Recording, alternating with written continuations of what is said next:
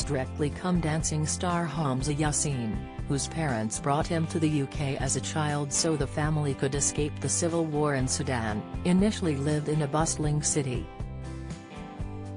However, a move to the UK's most westerly village at age 21 left him joking that he was the only black man for miles around. In spite of his self-enforced isolation in the tiny village of Kilcohen, Hamza quickly made friends with the population, with his next-door neighbour, Gail, becoming his Scottish sister. He also made himself indispensable by offering to chop wood and do tasks for locals in return for money, which soon ended a months-long spell of sleeping in his car.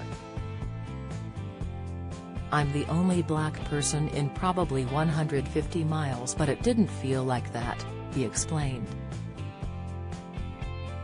His upbringing in Sudan meant that there were also some cultural differences between himself and others from as early as childhood, but he never felt a negative sense of otherness. "I knew I was different because I did things differently," he mused. For example, I would stand up as a teacher walked into the classroom, and everyone would be looking at me, but that's what we did in Sudan.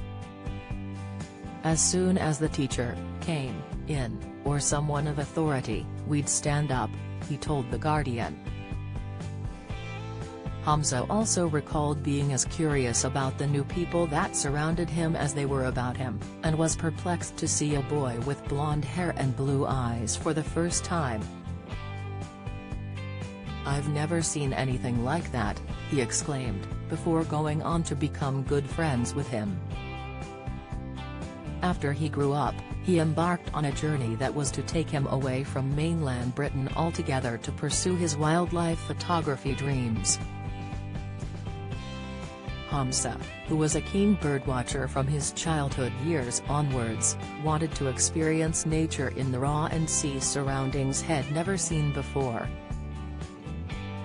After taking a holiday to the remote Ardnamurchan Peninsula as a college student, he was hooked on the breathtakingly unspoilt location, and resolved to do whatever it took to be able to call it home.